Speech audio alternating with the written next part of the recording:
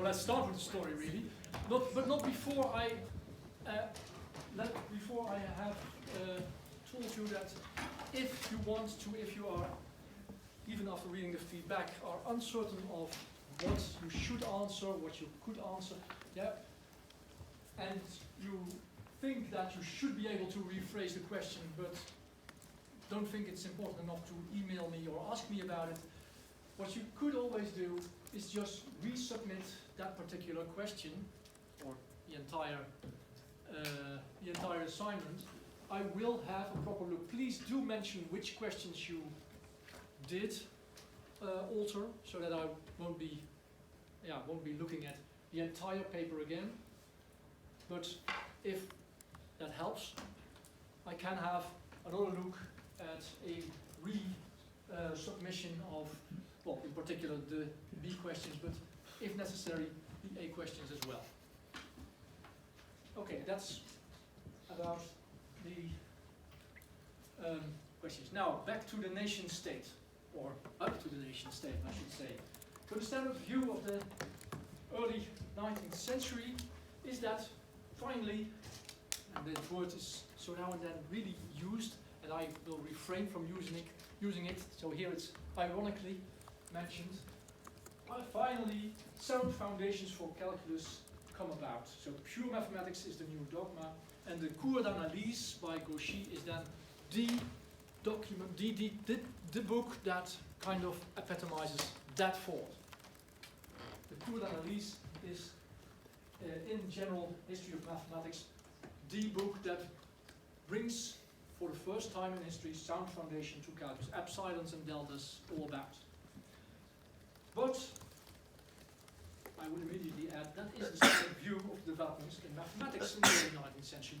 Why the hell would someone want to connect that to the rise of the nation state? I hope you have asked yourself that question. I hope you found a couple of answers in the chapter you've been preparing for today. If not, please have a second look. I mentioned the example of the metric system just now, but I will be mentioning one of the other examples, the use of the rise of the engineering schools as well. Yeah, there are several reasons why, and I will get back in the end on the cours d'analyse by Gauchy, which is a very good example as well, both as the way of getting sound foundations to calculus, which it did, and to the story that it was part of the rise of the nation state, where people were part of their nation and no longer part of their village, first of all. Okay, the nation state then. What was mathematics about in the early 19th century? Well, the obvious change here is that pure mathematics rose, and it was not just pure mathematics, pure physics rose as well, pure chemistry, pure whatever, pure. All the sciences became pure, and that is a very value-laden adjective here. When you say something is pure, yeah, like pure gold, that's better than diluted gold, right? Yeah, it's pure, it's better, it's the essence of what the subject is about. It is different, it is really different from the mathesis pura before, and I will show in a couple of examples. With pure mathematics rose the idea of applying mathematics. Once you have pure mathematics, you have something that you can apply to something. If you have no pure mathematics, why apply pure mathematics? Yeah, you can't. The mathesis applicata of the 18th century, 17th and 18th century, and before was mathematics in essence. Yes, it was about things that you could use, things you could do. Yeah, but it was mathematics. Here we have pure mathematics, which was kind of different. And where did you apply it to then? Yeah, still the same stuff, really. Bookkeeping, surveying, engineering, and something new. At least I claim that it's new in the early 19th century. There are good reasons to claim it as new in the 18th century already, but I prefer the early 19th century. probability calculus and statistics. From the very word statistics, you can already hear that it's descending from the state, right? Numbers from the state. That's what the word refers to. Statistics was numbers, and were thereby, by nature, mostly classified. That was not the domain of the mere mathematician, no. He usually didn't even have access to these numbers.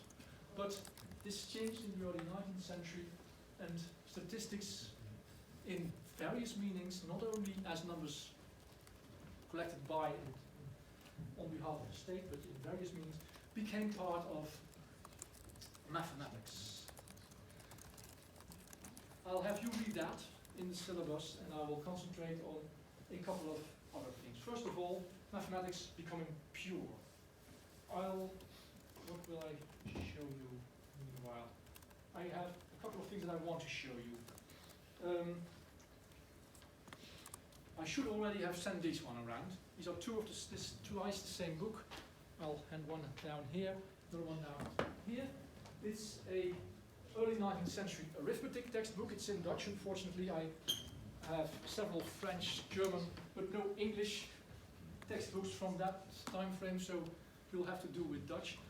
Note that the arithmetic there is treated in a way that you want children to understand what they are doing, rather than just follow the algorithm, follow the recipe, and you'll get the right answer kind of learning. That's one step in which it differs.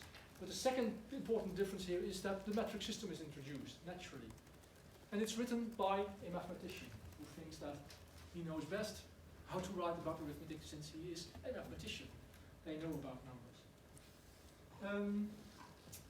Mathematics became pure, as said.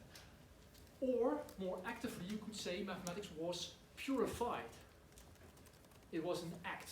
It was something that people actually had to work for. It wasn't pure by itself. It was not that mathematicians rose one day and, oh, no, today it's all pure, right? No, they actually went to work and tried to make mathematics pure. And there were various attempts at trying to make it pure. I have two here, two important ones. The first one, both on geometry. Both try to purify geometry, try to rid it from every aspect of senses, using your senses. No, we try to found it on logic and logic alone. The one is, and that's not this one, it's this one. The one is from France, from Legendre. Legendre is one of the more important French geometers. The other one is Dutch, and it's de Geld. I will be talking about him momentarily. And he wrote a book on pure geometry as well. He announces to write about not only pure, it's the Dutch word beschouwende, but also on applied mathematics, werkdadig in Dutch, at least in early 19th century Dutch. But they both attempt to purify, and they both, in our eyes, if you read it carefully, you'll see that it isn't pure mathematics in our sense of the word. It is an attempt, but they go astray at certain points. They use too many words, perhaps, or at least they use axioms that presuppose that it's possible to, both of them, presuppose that it's possible to prove the parallel axiom, axiom 5 by Euclid, by introducing some smaller and more less important axiom. Both of them assume that, and they both fail, of course, but well, they didn't know that it had failed, so the book's still there, and it works. So, mathematics became pure, or mathematics was purified. I prefer the latter for reasons of historical fairness, so to speak. There were a lot of attempts, like Legendre's, like de Gelder's. There were a lot of attempts by people who tried to rewrite geometry, rewrite calculus, rewrite whatever part of mathematics to make it more pure.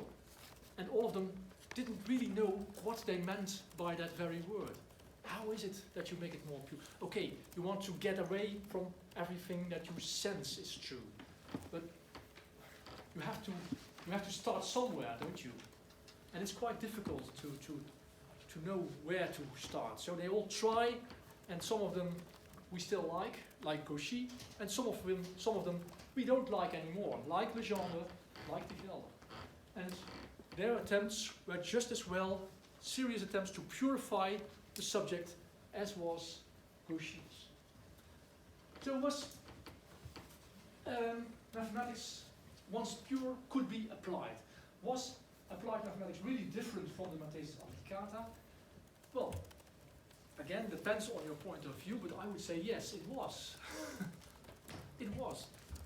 Mathesis Applicata was mathematical in essence, and applying mathematics was, the applied mathematics from after 1800 is something of lower stature. You had serious, pure mathematics, we know how it works, and if you know how it works, then you can apply that subject to various fields. And that's one of the things you may be reading in that arithmetic textbook as well. Every chapter concludes with a number of exercises, all of them about different applications, different things that you can do with that same new rule that you've discovered. Multiplication, finding a fourth proportional number, all these kind of different applications. Not just the application that your future career requires you to know, but all possible, many possible applications. Applying becomes something, a trivial step. It's no longer necessary to learn the rules of the trade. No, you learn mathematics and then you just apply it. It's become a different. It has become a theoretical subject. Yes. So what was then the biggest difference from Mathematis Applicata in the 16th and 17th century until what you're now talking about? The biggest difference is that that applied mathematics was no longer mathematics. It was something that was outside of mathematics. It was outside of the mathematical domain, and you could apply your mathematical theories to it. Whereas Mathesis Applicata was mathematical in essence. It was mathematics. That's the main. Yeah, is that clear? Well, outside of the field of mathematics, what do you mean by that? Was it a different kind of? Yeah, it could still be the surveyor. Perhaps some of the stories that I'm going to tell you will clarify this, but the surveyor was no longer a mathematician. He was no longer a mathematical practitioner. He was a surveyor, someone who applied mathematics. So yes, he had to study parts of mathematics to be able to perform his profession, but the profession itself was, as a mathematical practitioner, as a mathematical practice, it was no longer a true mathematical practice. Okay. It was just it was one of the fields where you could apply the true mathematics, true with a capital T, pure mathematics.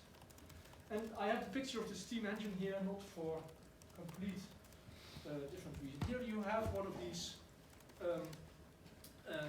Mathesis books from the 18th century. Partium Applicata is part of the Mathesis by Wolf. Yes? A bit of a random question. When I look at the books, I see the plus sign looks way more similar to ours right now nowadays. Is that because of the purification? Like You could say so. Yeah. Okay. That's not that random. Yeah. Okay. Pure mathematics was the part that really mattered, and this happens in science as well. Pure science is the thing that really matters. The idea that progress made in pure science yielded applications later, the thought that I came across in your assignments several times already, that idea rose in the early 19th century. Yeah, you need pure science to progress, and then you can apply it later. Yeah, that idea came up in the early 19th century. And of course it did, or that's the other side of the medal, of course it did because that was when pure science rose. Or, of course it did because that was the legitimation that pure science needed. You don't go about doing pure science, doing pure things without reason. Someone pays, someone expects something in return. And you need a good story to sell your pure science. And this was one of the stories, and most people buy it, and most people still buy it. Is it really true? Well, the steam engine is at least a case in point where it is not true. With the steam engine, and the steam locomotive, and many other subjects, came mathematical theory. For example, Joseph Fourier's theory of the dissipation of heat, which is a completely useless work in applying it to steam engines. The steam engines were there, therefore he could do work on the dissipation of heat. It became a sensible subject. It became a supposedly useful subject. But if you read Fourier's work, yeah, that all of these examples that he can actually calculate are about endless bars. Well, that hardly occurs in reality, right? Or an endless plate where heat is dissipated on one point, exactly 1 point, which is already, yeah, you need a lot of imagination before you can apply that theory to the plate. With the steam engine, it's clearly the other way around. The theory is induced by the practice. You have a steam engine, heat becomes interesting, heat dissipation becomes interesting. Can I turn that into theory? Can I calculate with it?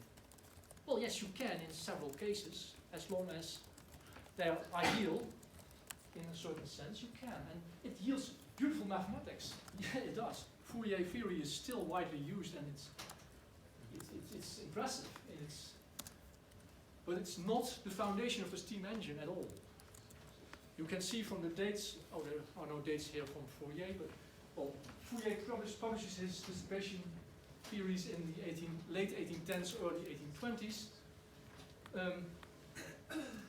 The steam engine was already at work for 3-4 decades by that time, had been improved even several times without any theory being applied. It were the handsmen, the people working with the machines, who actually made the improvements.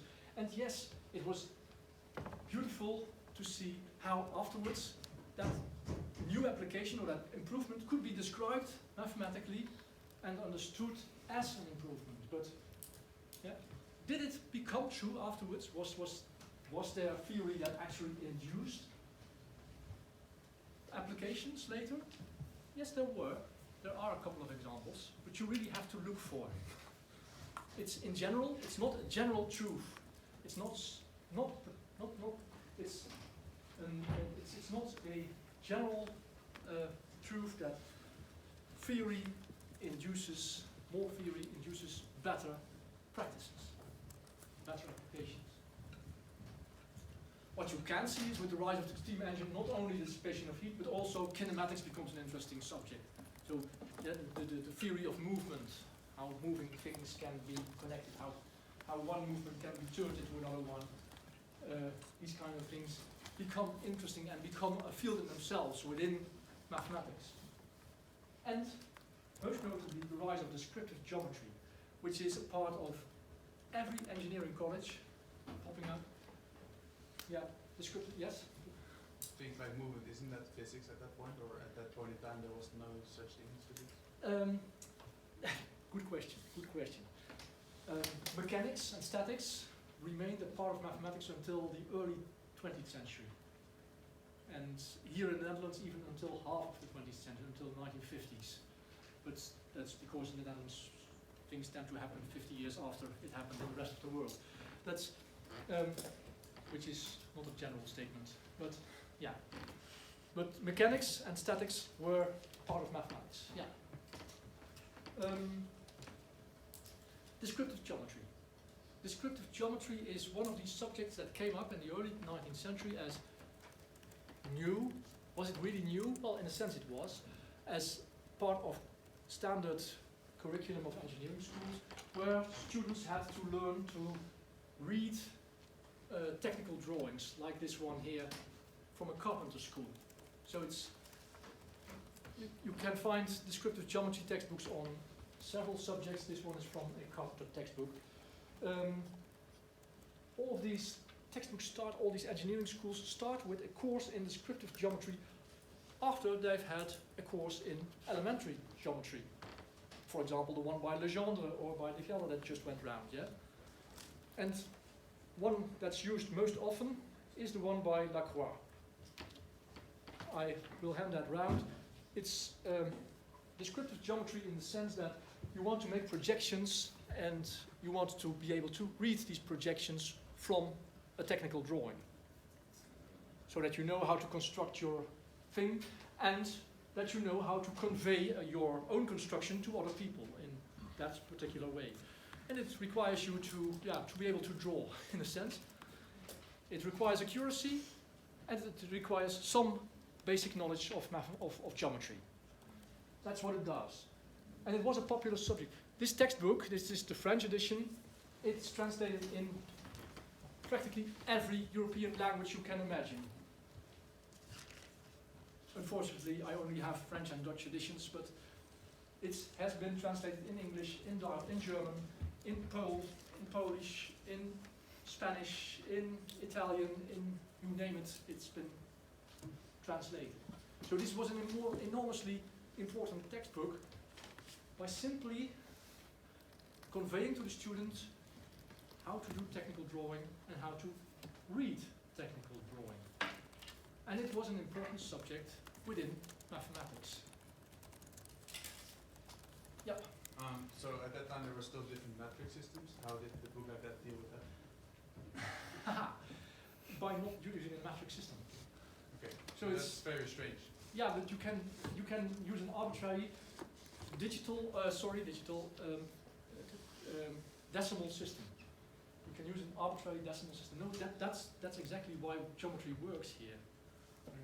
You want an arbitrary decimal system and not the specific German or French metric system. No, you want this arbitrary geometrical, pure geometrical system. Yeah, that's indeed independent of the country where you are, which is the rise of descriptive geometry is one of these facets that it's part of the schooling system. It's part of engineering culture. It becomes part of engineering culture, and it remained part of engineering culture until well into the 20th century. And not only was it supposed to help you construct your stuff, it was also helping you to think clearly. That was the idea. I'm sorry for all the questions, but so for this it was very common to share across multiple countries. Was it the same for all the other mathematical textbooks, or was no. that? Yeah, well, some of the textbooks by Lacroix are translated, but are also altered in translation. So still countries use their own mathematical. Yeah. Okay. Yeah.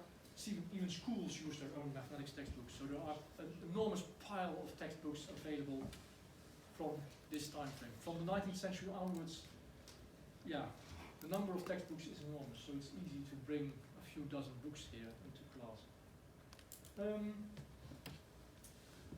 A few examples, just to illustrate a few examples of biographies. So it always helps to have some people in mind, or some theorems or some things that they did in mind to illustrate your cases. Carl Friedrich Gauss. His standard biography, and mind the word standard biography, that's the biography you're most likely to find if you Google him, is that he was of very humble descent, but that he was spotted at school by his teacher and spotted as a brilliant mathematician who could do his arithmetic and his algebra quickly and flawlessly. And one of the stories about him is that he once was punished by his teacher, and he had to add the numbers from 1 until 100, and had to come up with the. So first and last type of three, right? Hmm? So we had to add 1, 2, 3, 4, 5 until 100, and then had to come up with the answer by the end of the lesson. And he came up in a few minutes with the answer because he had thought of summing up the series by cutting it in half and noting that you could regroup each pair and see that it was summing up to 101 each time again. So this brilliant finding at the age of 7 or something, that's the standard story that goes about it. Came in the service of the Duke of Brunswick, did surveying work for him, and then became professor at Göttingen University. The surveying work was brilliant, of course, and much better than the surveying work that had been done before. The kingdoms and the counties of Brunswick had been mapped before, but his map was a great improvement to the maps that had existed before. That's the story that you'll find. And he did great work in pure mathematics. And here comes, graduated in 1801 on a thesis about number theory. Now, this standard biography, always mistrust the biographies that you find. Usually, certainly from this time and age, certainly the early 19th century biographies, they are usually built around the same narrative. I'll give a couple of other examples whom you will find that will sound similar. Young boy, humble descent, growing up to become a brilliant mathematician, becoming a professor somewhere. That's the usual story. And brilliant at young age, spotted by a teacher, that's the usual story. That's the elements that are in there. Humble, spotted by teacher, rich and famous. Brilliant mathematician. That's the idea. He proved the fundamental theorem of algebra 4 times. Yes, he did. Yes, he did. And his story, as it is told, is an example of how the mathematician should live his life. Doing pure mathematics. Okay, you have to do some surveying work at the beginning, but because you are a pure mathematician, you can do that much better than it had been done before. That's kind of the message that was conveyed. Was the map really better? Well, yes, it was. Actually, it was. Mostly because he could use some better equipment than the people before of him had used. So yes, it was indeed a much better map. He also made use of a couple of statistical techniques that had not been available before. So yes, the map was better. Did it bother anyone? No, not really, except the Duke of Brunswick, and except Gauss for, there were a couple of people who were interested in accurate maps at the time. Apart from dukes and mathematicians and astronomers, there were not that many people. But it was more accurate, and it was almost by definition so. So, Gauss set an example, both by showing us what mathematics should be about, it's pure mathematics, and by living the life the way he did. And there are other examples. Gauss was from Brunswick, from Germany, present-day Germany. Galois is from France.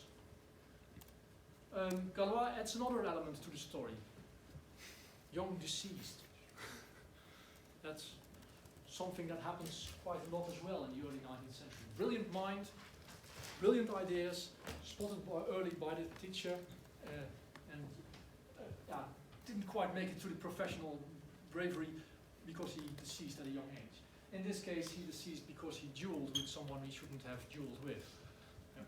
The story about Galois goes that he was the one who, the night before he would enter that duel, realized himself, oh, this was quite stupid, I shouldn't have done that, but let me jot down all my mathematical ideas before I do, and become famous that way.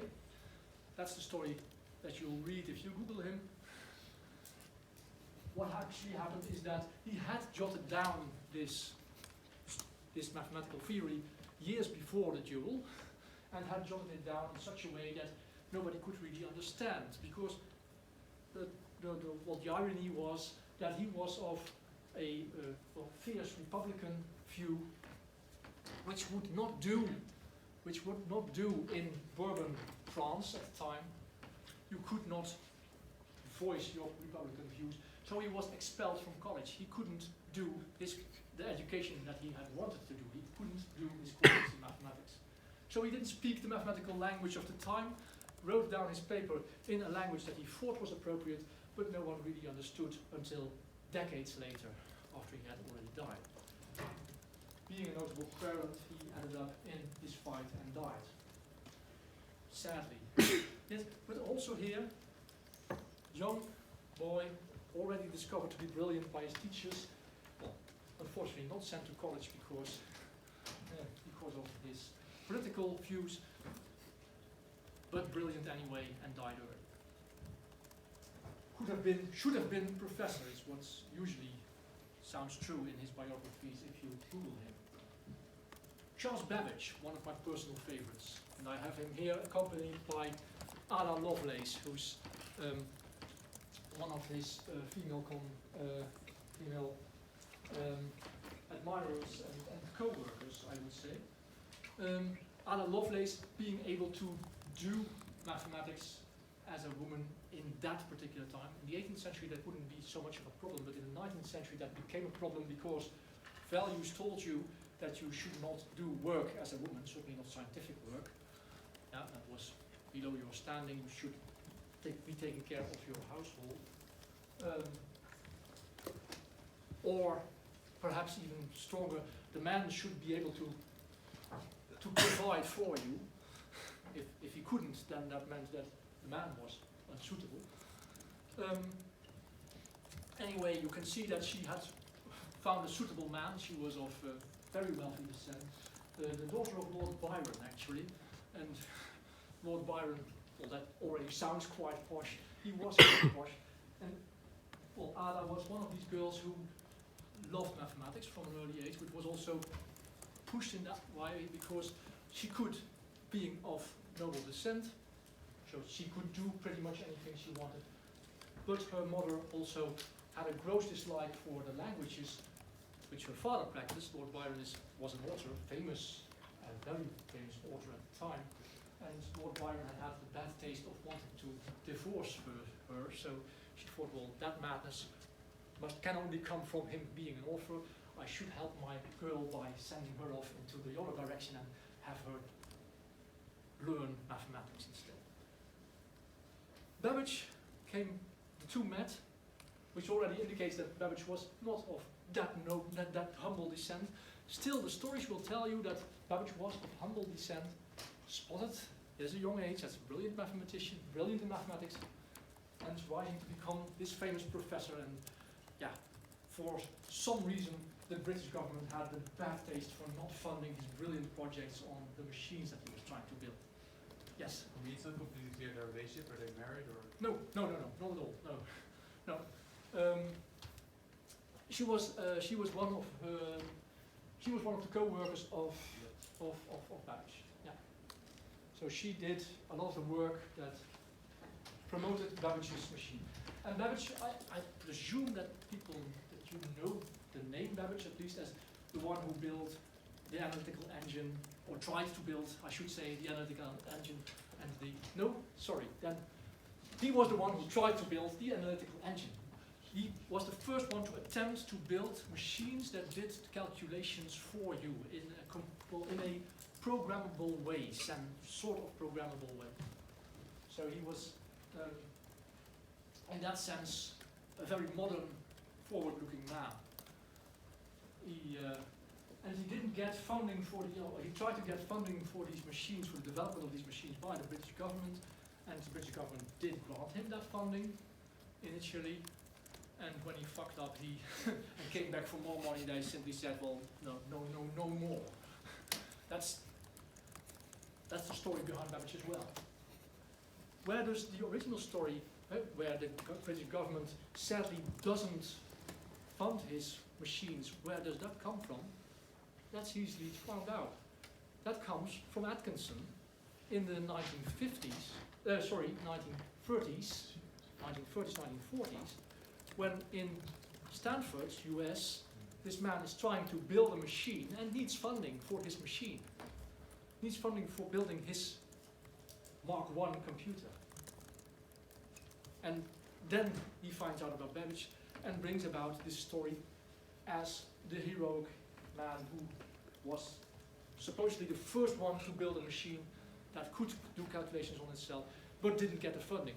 Please, government, don't make the same mistake again. That's the story, and that story, it sticks, right? It is a good story. And in a sense, it's true. In a certain sense, it is true. But the other side is that Babbage was very well connected, could have access to many, many funds, and was simply refused because he kept changing the designs of his machines and never finished one which he could have. He could have finished one and then shown, here, it works. And now let's go on to the second one. No, but he kept changing his designs and thereby, well, kind of fucked up his own funding possibilities. And this was about huge funds. The kind of funds that not even Alan Lovelace could help him too easily. But here as well, the same story. A boy of humble descent, spotted by the teacher. Yeah. Note that this teaching system, the educational system in all the stories is, well, kind of promoted as the salvation from poverty, right?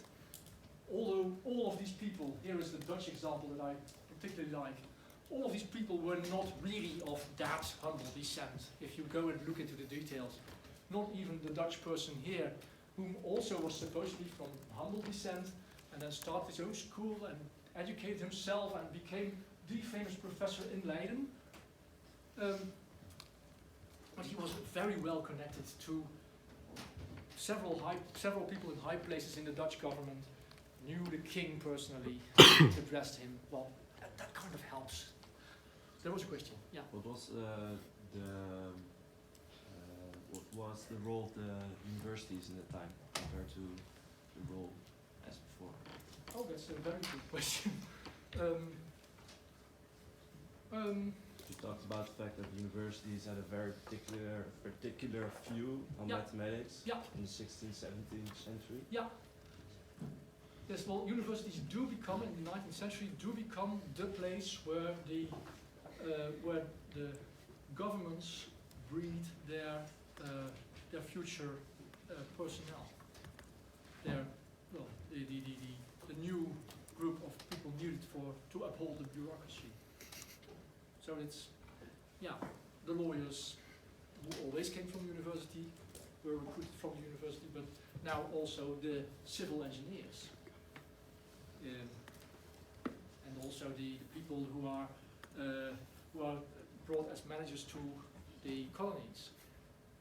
All of them come from the universities. So they are evolving into the breeding ground of the state. And therefore becoming, as an educational system, becoming much more important than they were before, where they partially had that function as well, but only very partially. Yeah. Does that answer your question? Yes. So about the Gelder, I could tell you a similar story. Young boy, brilliant mind. Here in the Netherlands, it was particularly useful to also have some very deep knowledge about the Bible. So here it is, all in his biographies, you will find reflected that he knew the Bible verses by heart at already a very young age. That's kind of part of the Dutch culture. Were those biographies written at the time he was still alive, or reflect on later in time, because it could really change perspective? Yes, it does. Mostly shortly after his death. Here's another Dutch example. So the salvation thing, the persuasion was really from that time itself. Yes, mostly it like was. almost propaganda. Mostly also brought up by the person himself. So Gauss is known to have spread the story of his youth and him having to do that awful test of adding the numbers. So you could see that they had some ego. They had quite some ego, yes, they had quite some ego. And there's a function to that ego, that's exactly the point that I was trying to make. there's a function to that ego for the person himself, but also for the community of mathematicians at large. I'll skip the example of Newland, which is again the same story with the early death as the sad ending here. But there is a reason. There is a reason. This too, I should say, is a reason to do history. Yeah, you want to describe these eminent mathematicians to set the example, to introduce the desirable character traits to you, to the future students. This is what a brilliant mathematician is. This is what you should look like. Make sure that you, well, not that you die at an early age, but that you do these brilliant theorems, that you're spotted by your teacher at an early age. The character traits that are desirable are described at length, being precise, being working continuously and then without demanding payment. These kind of things are promoted through biographies. So, writing biographies of famous mathematicians, and be aware when you read one, usually there's a reason for writing the biography the way they do. Usually they want you to marvel at what's being displayed there. Or they want to debunk that, which is just as bad a thing, right? But yeah. But there's a reason for people to write a biography. This is an amazing person. You don't write a biography about someone of mediocre talents who once was known by someone who I happened to come across last week. No, you write a biography of someone who's really become famous for whatever reason. But there is another reason for these biographies to turn up and for these stories to look so very similar. Certainly in the early 19th century, this is striking. And that's a theory that sociologists came up with, the theory of the persona. And the persona is, well, the kind of image, the cultural determined image that we strive for to be. So, according to sociologists, we don't only consume this perfect biography, but we also start behaving like that perfect biography because we identify with that perfect biography culturally. And that's another way of looking at the same phenomenon of these similar looking life stories. So it's showing up the amazing people towards whom was it directed? Is it like some type of nationalism to show? Yeah, certainly nationalism, but also it was mostly also directed to the future students.